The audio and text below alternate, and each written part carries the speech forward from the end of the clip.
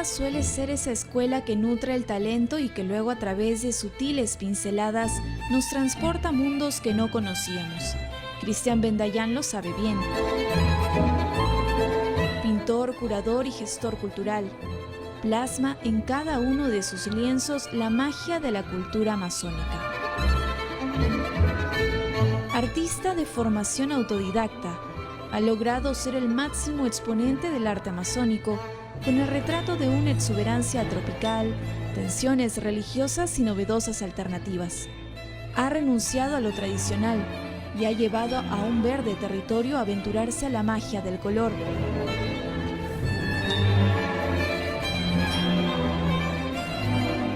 A lo largo de su carrera, ha realizado 8 exposiciones individuales y varias exhibiciones colectivas a nivel nacional e internacional, como en las Bienales de Brasil, la Trienal de Chile y recientemente en la Bienal de Venecia. Recorrer las obras de Bendayán es entrar al cromatismo de la cultura y mitología amazónica, logrando ser así uno de nuestros peruanos al bicentenario. Bienvenidos a Peruanos al Bicentenario, soy Alejandra Puente y hoy tengo el gusto de presentar a Cristian Bendayán, un pintor autodidacta que le ha dedicado su vida a retratar distintos escenarios peruanos y específicamente oriundos de la selva de nuestro país. Cristian, bienvenido. Hola Alejandra, muchas gracias por la invitación. No, muchas gracias a ti por haber aceptado y por ser un peruano al bicentenario. Quería empezar esta entrevista preguntándote, Cristian, para ti, ¿qué es ser peruano? Bueno, ser peruano es ser parte de un país que constantemente se está construyendo, que constantemente está ante adversidades y que requiere del amor que creo nace en cada momento y que a veces lo olvidamos por el día a día, pero realmente requiere ese amor para vivirlo, para seguir siendo parte de esta construcción y sobre todo seguir mostrando lo grande que es este país. Yo creo que ser peruano es de algún modo amar a este espacio, ¿no? Y a su cultura especialmente. Desde el arte uno tiene una oportunidad muy grande para poder aportar a este tipo de construcciones, ¿verdad? Finalmente, ser peruano, pertenecer a un país, a una cultura, tiene que ver mucho con cómo lo recordamos, con cómo lo representamos, con cómo nos identificamos, y el arte nos ayuda a generar esos vínculos. ¿Qué crees que aporta tu perspectiva a ese vínculo con la peruanidad?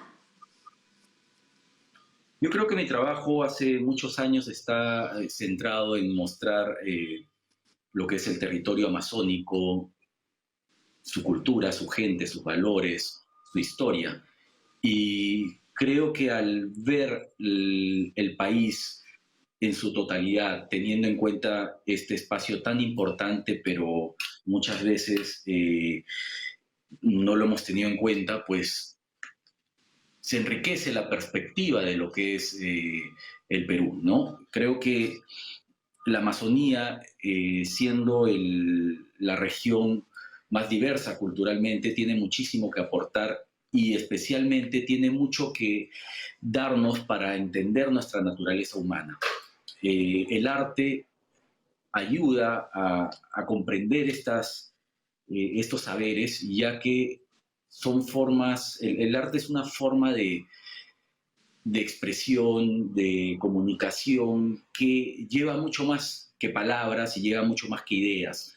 Creo que a través del arte uno puede incorporar un lado sensorial, espiritual, místico, un lado hasta político, desde lo visual, y al transmitir todo esto a los peruanos, creo, no solo mi obra, amazónico en general, nos está ayudando a comprender a nuestro país y a prepararnos para asumir las dificultades del futuro.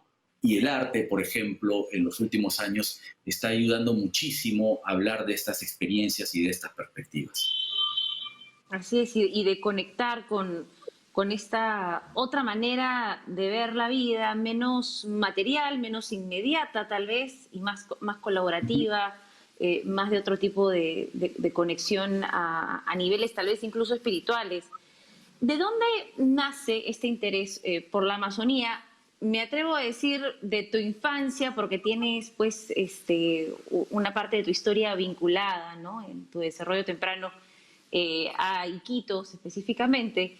Cuéntanos un poco de cómo fue para ti crecer en este entorno.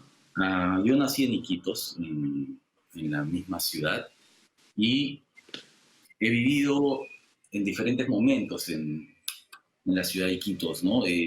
Pero yo creo que mi infancia está totalmente marcada por lo que he vivido, he jugado, he visto, he comido en Iquitos y sus alrededores.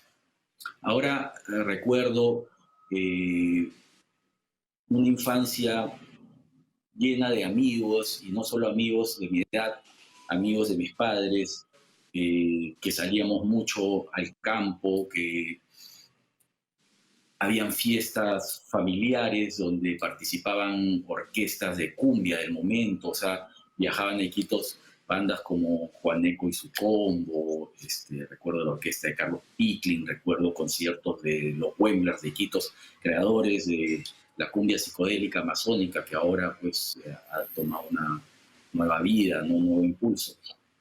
Y, y todo ese mundo de conexión con la naturaleza y con una modernidad que siempre ha tenido su propia personalidad, vinculado a estas cosas como psicodélicas que venían desde lo visual y desde lo musical, mmm, a mí me hace sentir orgulloso de haber tenido esa suerte y de hecho especialmente creo que el haber pasado con tanta facilidad de espacios como la ciudad a la selva, como quien da solo un paso de un lado a otro, o estar entre la ciudad o el centro de la ciudad y pasar a barrios marginales como el barrio de Belén, ¿no?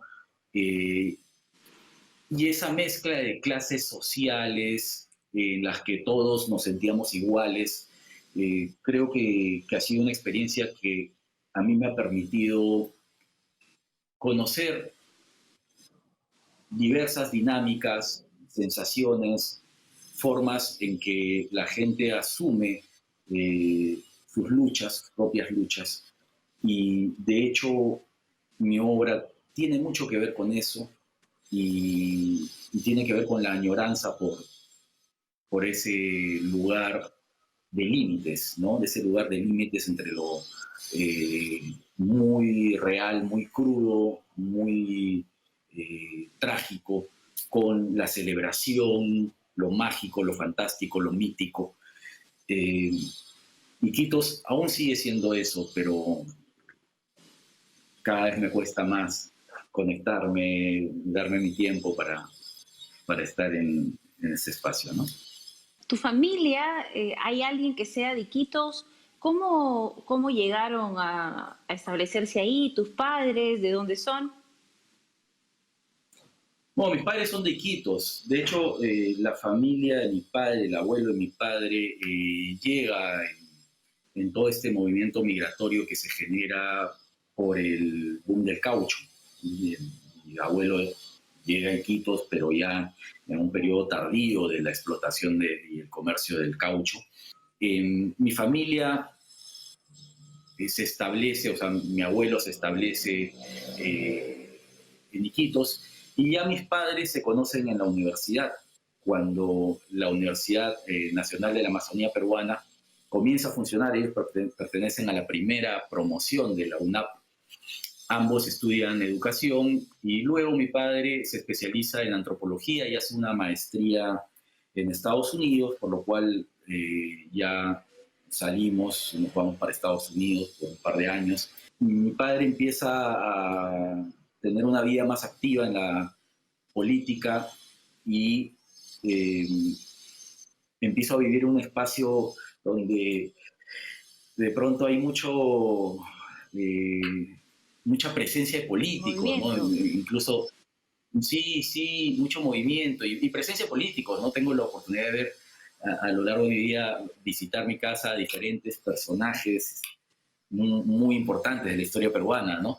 Y de hecho se debe a que no solo mi padre está en política, mi padre de pronto se vuelve diputado de la República y compartíamos la casa con la familia de mis tíos y mi tío era el alcalde de Iquitos. Entonces yo vivía entre los dos representantes tal vez más importantes de la política iquiteña en ese momento. De algún modo eso me marca, pero mucho más me marca el rol de las mujeres en toda esta situación. Mientras los hombres están con sus cabezas ocupadas en temas políticos, pues las mujeres más bien están enfrentando el día a día en la casa, en sus propios emprendimientos. Y de hecho ese vínculo me sirve para conectarme más con mi sensibilidad artística. Y es así que empiezo a dibujar mucho y empiezo a coser y a bordar antes de ponerme a pintar. Pero hay otro tipo de escuela que es además de la que se suelen nutrir más los artistas, los entornos, las conversaciones, ¿verdad? El contacto con personas con ideas nuevas, retadoras.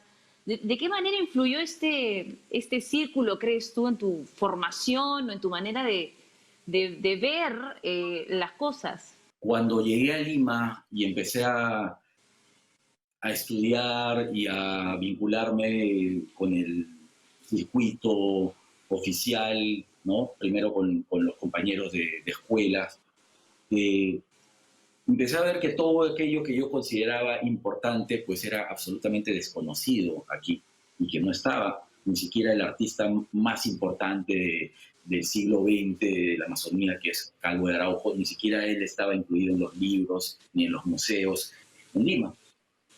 Y para mí fue como un reto, primero, comprender el valor desde una mirada un poco más objetiva, ¿no?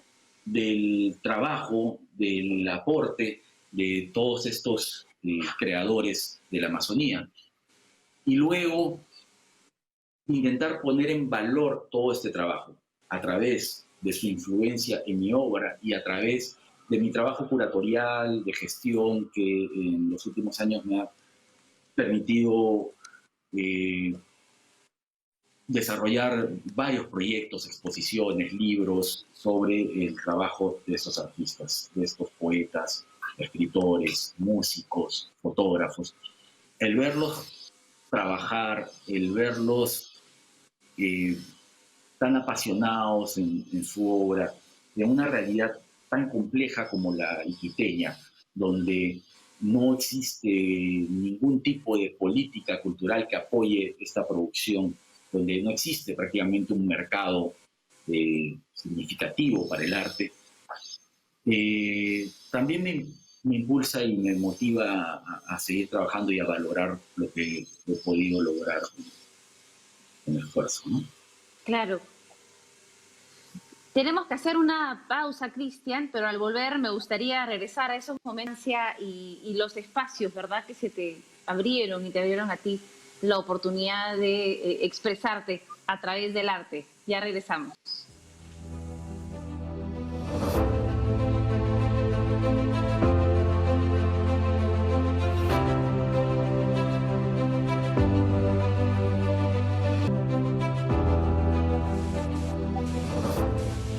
Estamos de regreso en Peruano Solo Bicentenario conversando con Cristian Bentayán, quien nos describía una escena de infancia envidiable, en verdad, ¿no? Digna de un libro de Isabel Allende o de García Márquez, ¿no? En medio de la selva peruana, con toques urbanos y a la vez una escena con muchos personajes políticos en casa, mucha actividad, ¿no? Mucho movimiento, mucha influencia. Y a mí me da curiosidad, Cristian, saber eh, ¿Cómo te encontrabas tú en este círculo y este vínculo que dices que generaste también con las personas de sexo femenino en tu casa que te ayudaron a generar como una especie de válvula de escape para tu creatividad? Bueno, el asunto es que no me gustaba el fútbol y de hecho eran tiempos un poco más violentos en la infancia. Creo que había mucho bullying y cosas así. Y no es que haya sido bulleado, pero sí me incomodaba ver ciertas situaciones y prefería aislarme de deportes, prácticas que conllevaban a cierta violencia que, bueno, yo la entendía así.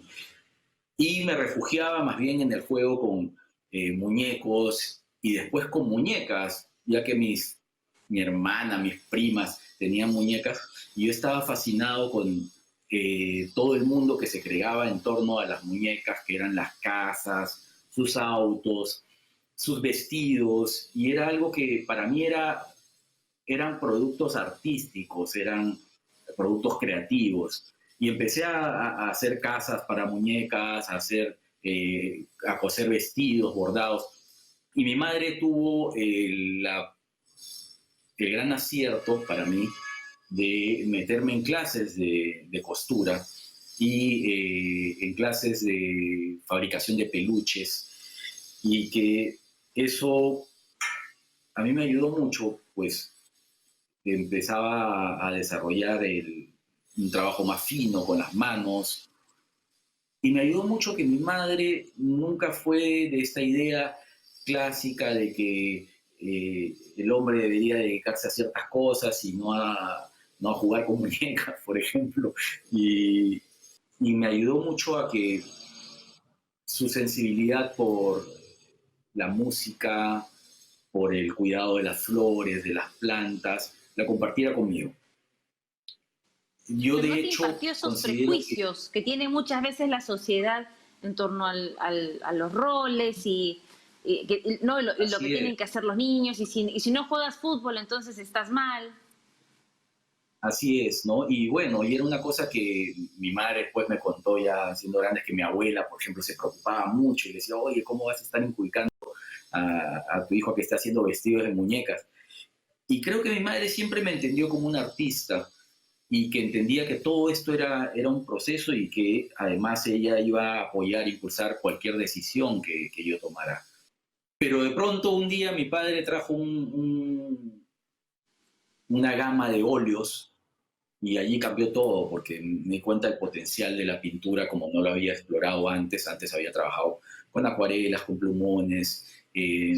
Sí, ya empezaba a llevar clases particulares de pintura, y, pero el óleo para mí fue una explosión. Y recuerdo que mi primer óleo fue una explosión realmente, ¿no?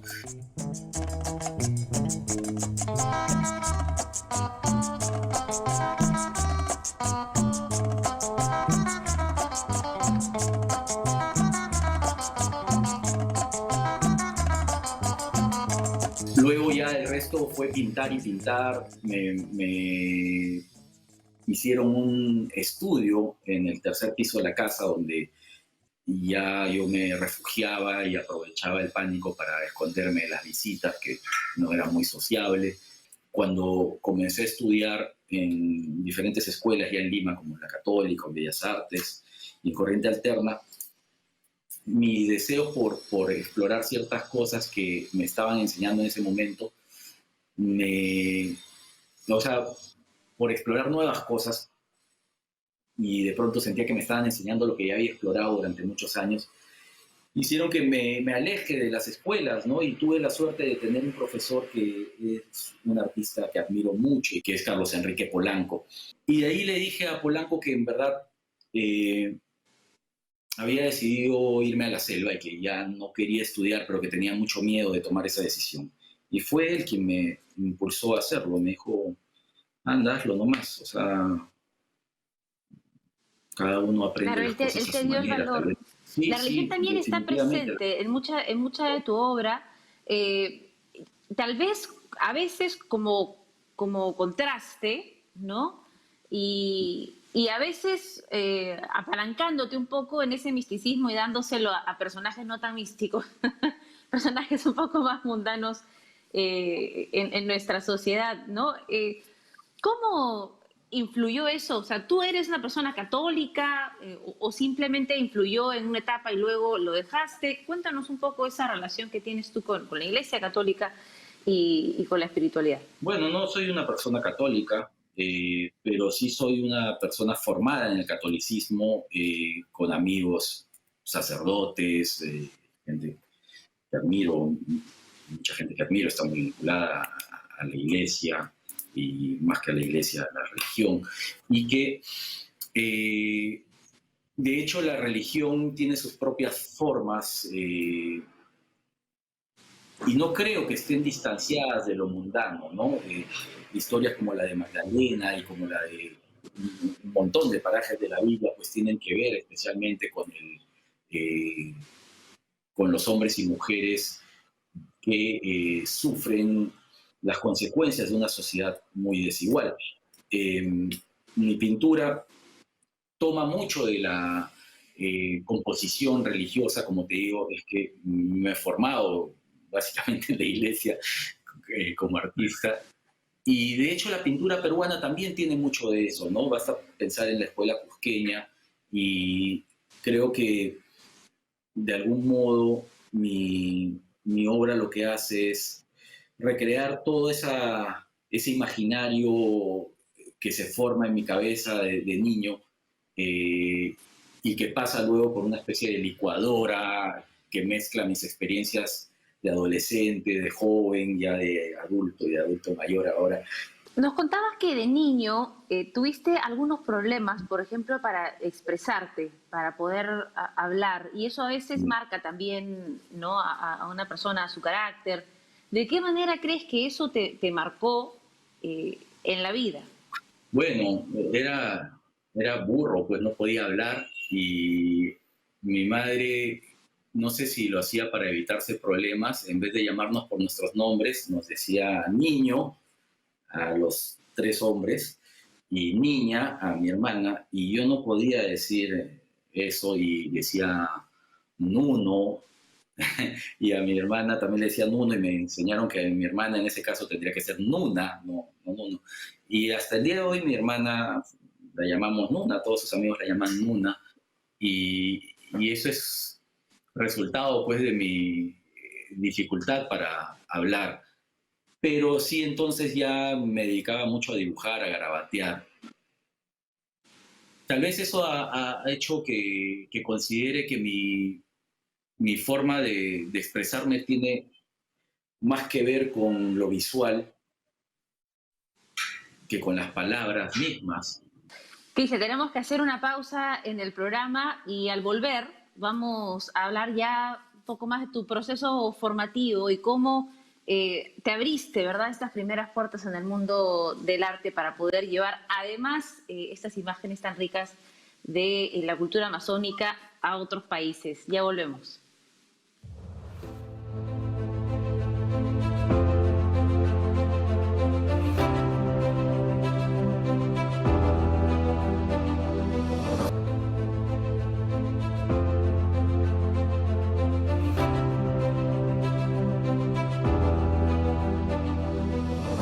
Estamos de regreso en Peruanos al Bicentenario, conversando con Cristian Bendayán, que nos conversaba de este mundo maravilloso en el que creció, rodeado, ¿verdad?, de personas y además de hermanos. Nos cuenta que eres el tercer hermano y una hermana mujer en la casa. Cuéntanos cómo fue crecer con esta familia numerosa y cómo te diferenciabas tal vez de tus otros hermanos que tal vez eran un poquito más tradicionales, o sí jugaban al fútbol, qué sé yo, o que se dedicaron a cosas más tradicionales más adelante en la vida.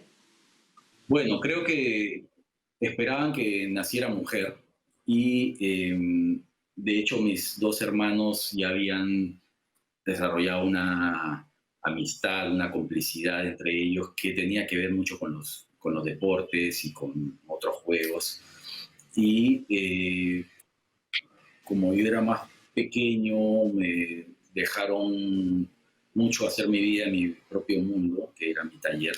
¿Te ha costado siempre en la vida, digamos, ceñirte a estos caminos formales, ¿verdad?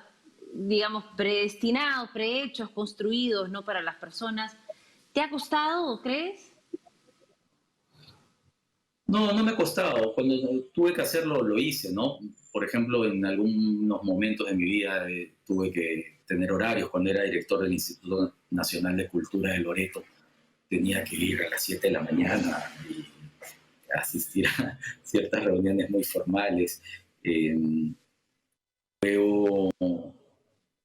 Cuando pinto, tengo mis propios horarios, ¿no? Es eso, sí, tengo mis propios tiempos. O sea, durante muchos años en mi vida, no sé, hasta hace poco, eh, dormía de día y trabajaba de noche, ¿no? Pintaba de noche hasta las 6 de la mañana, luego dormía un poco, desayunaba, volvía a dormir, me pasaba el día así, leía algo, qué sé yo, escribía algo y luego en las noches otra vez a pintar.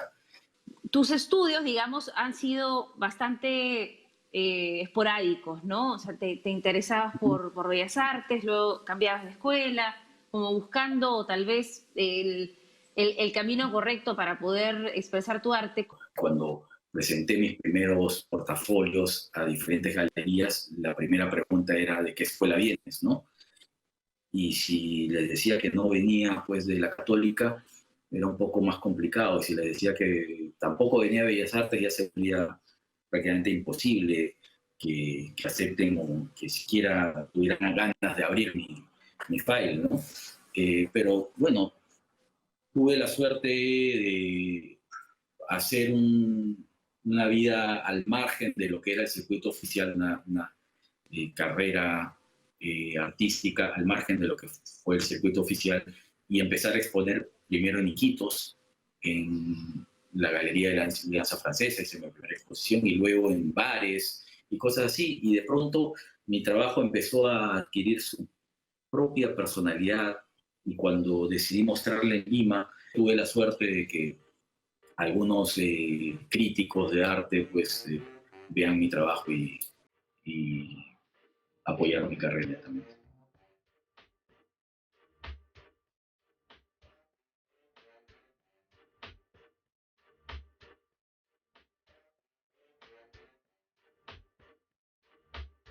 Mis primeros años, pues, yo nunca he sido de pegarme mucho a mi trabajo, entonces si alguien me ofrecía, eh, no sé, unos centavos a cambio de mi trabajo, yo lo aceptaba. Si alguien me ofrecía eh, comer algo o algunas cervezas a cambio del trabajo, pues también, ¿no? Y de hecho, a eso le debo también la suerte de haber podido compartir grandes fiestas con amigos, momentos de haber aprendido mucho y compartido mucho con otros artistas, ¿no? A través de las cervezas y las fiestas que nos pagábamos con obras de arte. Y de hecho, sí, mi trabajo empezó en espacios como bares, en Iquitos, por ejemplo, en el bar Arandú, hice 2 exposiciones. Y allí también empecé a percibir, junto con mis amigos, percibíamos una realidad que nos preocupaba, ¿no? Es que cada vez había más niños en las calles, ¿no? Viviendo en las calles, y también había más prostitución, que era algo muy visible. Y entonces recuerdo que para mi cumpleaños, eh, entre cervezas, surgió la idea de hacer algo, una pollada cultural bailable, digamos, eh, donde se habían reunido artistas, poetas, músicos, y cada uno hacía su presentación y los fondos sirvieron para un proyecto que era mi exposición individual. Cuando esto se dio, después de esta experiencia, empecé a trabajar ese tipo de gestión, ¿no? Y con varios amigos, especialmente con Itala Morán y con Luis González Polar, convertimos lo que era mi taller en Iquitos en ese momento en una casa que albergó a niños de las calles para trabajar proyectos culturales, educativos, proyectos de salud, y darles posibilidades de reinsertarse en la sociedad, bueno, con un grupo de especialistas de diferentes campos se fue creando lo que se llamó la Restinga. Era una casa que albergaba a gente con dificultades y especialmente a niños. Inicialmente la población que albergaba eran niños de las calles, luego fueron niños trabajadores de las calles exclusivamente. Y allí, junto con Luis González Polar, desarrollamos la idea de una obra, de una pintura que fue El Niño Jesús de la Caja, que era una vez más una pintura cuasi religiosa, cristiana, que presentaba a un niño Jesús, pero con las características comunes de un niño trabajador de las calles de Iquitos, ¿no?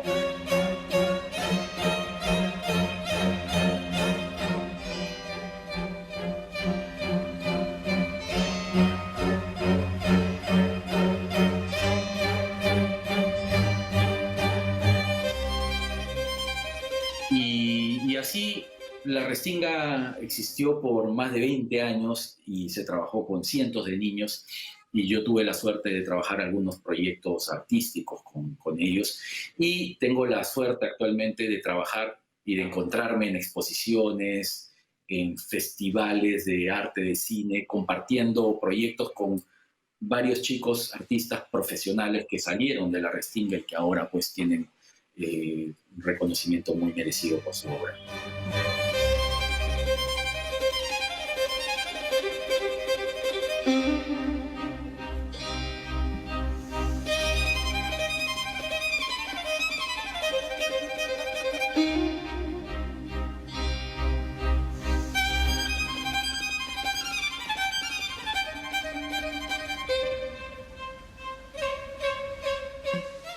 ¿Y cómo pasas de ser un artista que expone en bares y cambia sus obras por cervezas a ser un artista que llega a una bienal, ¿verdad? Y puede de alguna manera ocupar espacios tan importantes para poder dar a conocer su arte?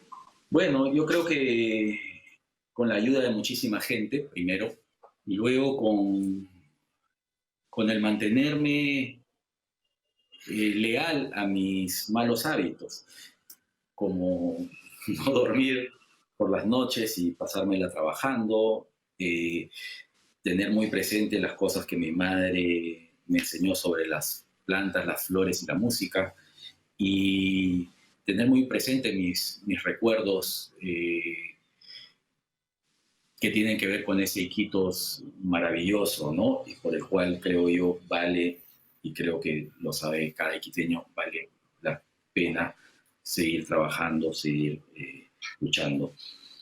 Mis primeras exposiciones en Lima se hacen a través de oportunidades fabulosas que me las dan gente que creo tiene una mirada más allá de lo convencional.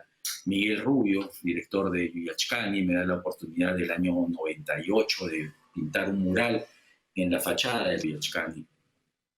Recuerdo que pinté una Sarita Colonia desnuda, de cuerpo entero, pero rápidamente los vecinos, había un colegio de monjas allí al frente, pidieron pues que la vista.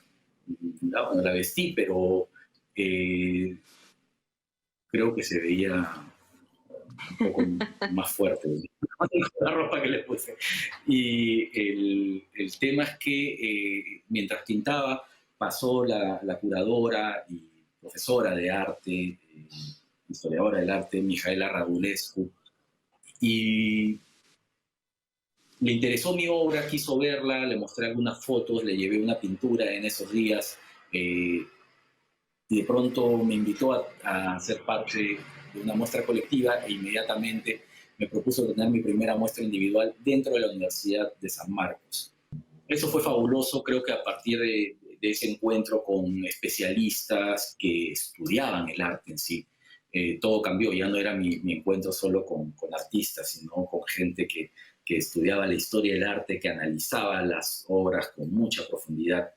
Y así surgieron varias oportunidades y varias exposiciones individuales luego ya en el circuito más formal de galerías en el Perú, y cada muestra surgía de alguna obsesión, de algún momento que estaba viviendo, ¿no? Y terminaba dando forma a exposiciones que se titularon Edén, Tropical, 33, Cristiano.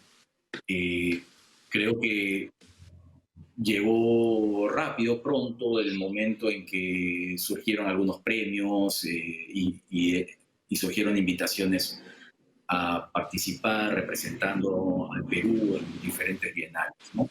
Entre esas, pues, la más reciente Bienal de Venecia, con un proyecto titulado Indios Antropófagos, entre comillas, curada por Gustavo Buntins y con la asesoría curatorial de Liliana Villarte, ¿no?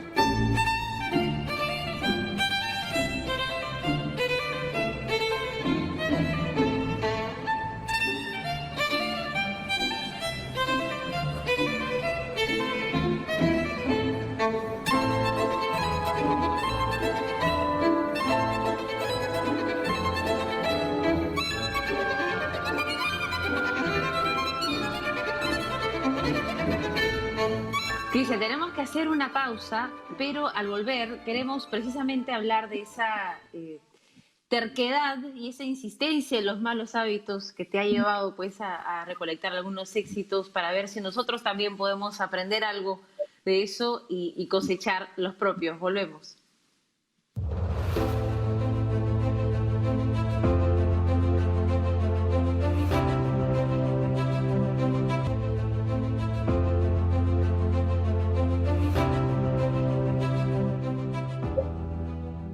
Estamos de regreso en Para Nuestro Bicentenario con Cristian Bendayán, quien nos contaba pues que su persistencia en los malos hábitos de pintar de noche y tener ¿verdad?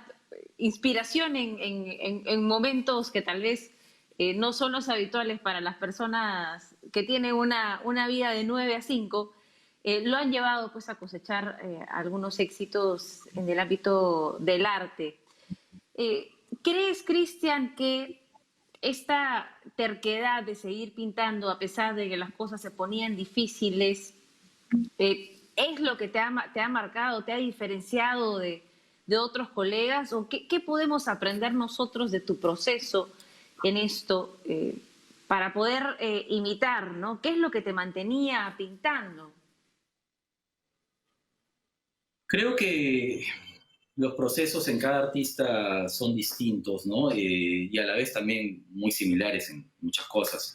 Pero yo creo que esta terquedad que mencionas de insistir en seguir adelante se mezcló con algo que no estaba en mis planes de niño, que era empezar a hacer otras cosas, como por ejemplo curadurías o empezar a reunir documentación, hacer investigación, hacer libros, trabajar desde la gestión. Entonces, estos momentos de frustración con la producción artística, donde surgen los vacíos, los empecé a llenar muy pronto con lo que era la investigación, ¿no? Y ya que no había estudiado, empecé a estudiar, entre comillas, desde experiencias muy personales, como involucrarme cada vez más con artistas. A principios del 2000 conocí a artistas callejeros de Quito como Luis Aquiray, Julio Walter Guevara o Luis Cueva Manchego, conocido como Lucuma, quien acababa de salir de la cárcel después de 25 años de una pena larguísima por una serie de crímenes, de delitos, ¿no?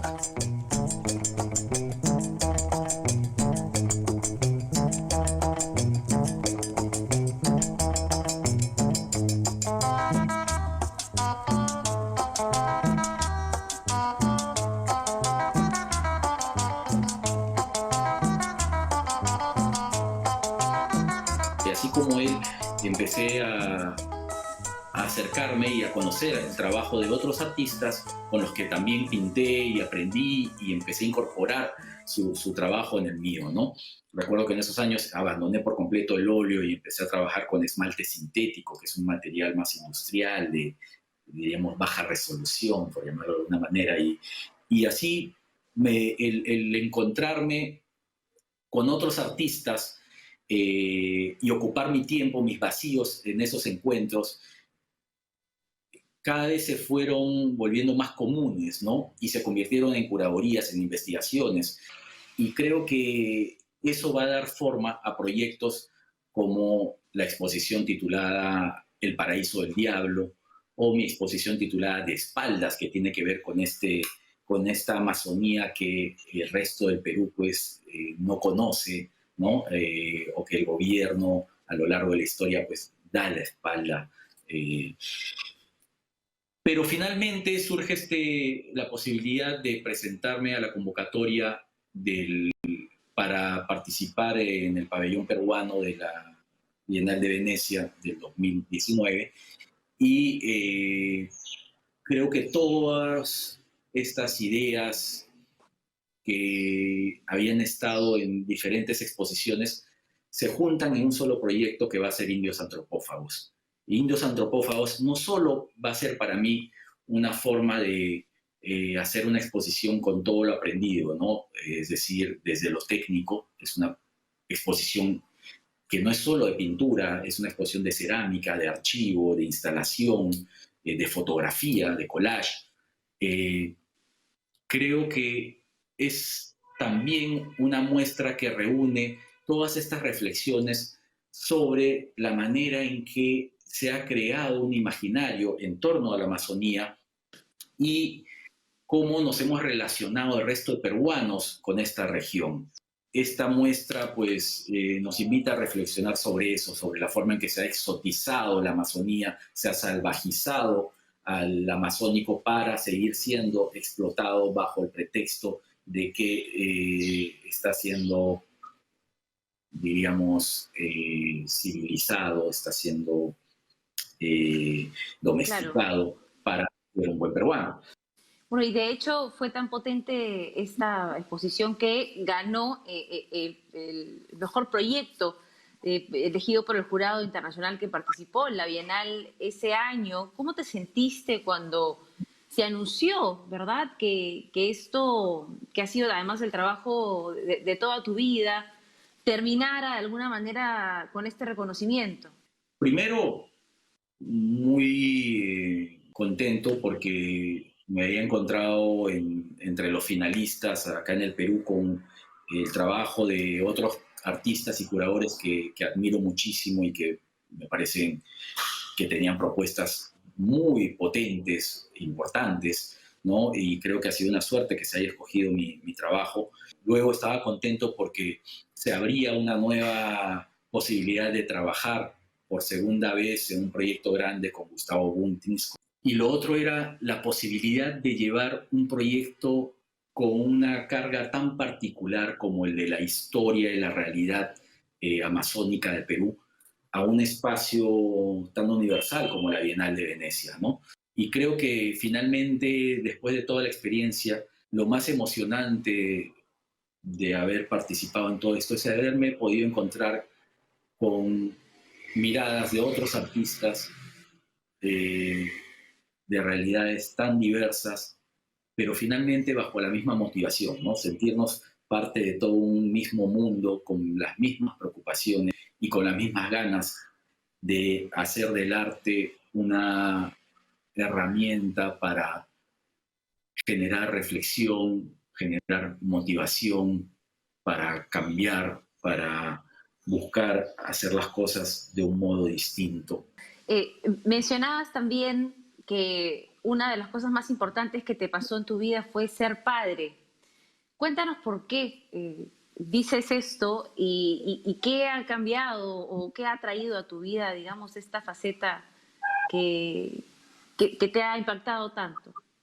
El ser padre me ha primero enseñado mucho más o ha vuelto mucho más palpable esta idea fragilidad de la vida, ¿no? Y además de la fugacidad de la vida. Mi hijo, pues, le ha dado ese sentido mayor a mi presencia, a mi paso por esta vida. Eh, de hecho, él ha aportado mucho con sus ideas, con su forma de ver las cosas. También ha metido mano en algunas pinturas mías. Y creo que con sus ojos eh, me, me encuentro como protegido, ¿no? Me da eso, me hace sentir protegido de un mundo extraño en el que vivimos, ¿no?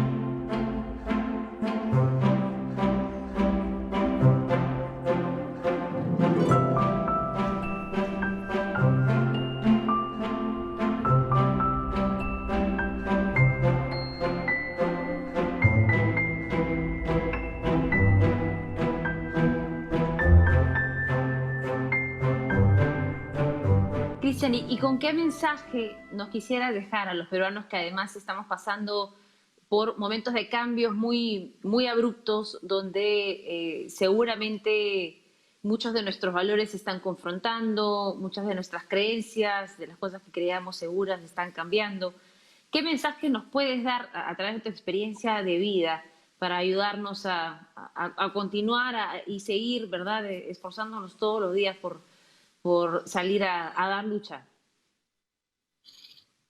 Bueno, no lo sé, yo creo que sí, estamos pasando por un momento muy difícil al punto que creo que no estamos siendo o muy informados o no estamos siendo tan conscientes de la gravedad de la crisis sanitaria en este momento, en esta segunda ola. Y de hecho responde a muchas cosas todo lo que volvemos a vivir, ¿no? Y es que no hemos aplicado ciertos aprendizajes de la primera ola, ¿no? Que nos ha agarrado la segunda ola prácticamente en las mismas condiciones. Y creo que eso suele pasarnos. Aprendemos cosas y no las aplicamos. Creo que eso finalmente es el virus de la humanidad, ¿no? El insistir en hacer las cosas de un modo que sabemos que no es la forma. Yo creo que lo único que puedo decir en este momento es reconocer el valor de la solidaridad como la única y más importante salida para esta crisis. Cristian, muchas gracias en verdad por habernos acompañado y por ser un peruano al bicentenario. En verdad, esperamos que tu historia haya podido también inspirar a otros a seguir ese instinto, a continuar, ¿verdad?, tercos en sus propósitos, pero eventualmente nos va a traer frutos. Gracias por acompañarnos. Muchísimas gracias, Alejandro. Me encantó la entrevista. Gracias. Bien, y bueno, gracias a ustedes en casa. Sepa que Peruanos por Bicentenario va a estar todos los sábados a las 8 de la noche. Vamos a tener historias de peruanos que han destacado en su rubro y que a través de su experiencia de vida nos traen nuevos aprendizajes en estos 200 años de celebración de la independencia de nuestro país. Nos vemos en la próxima.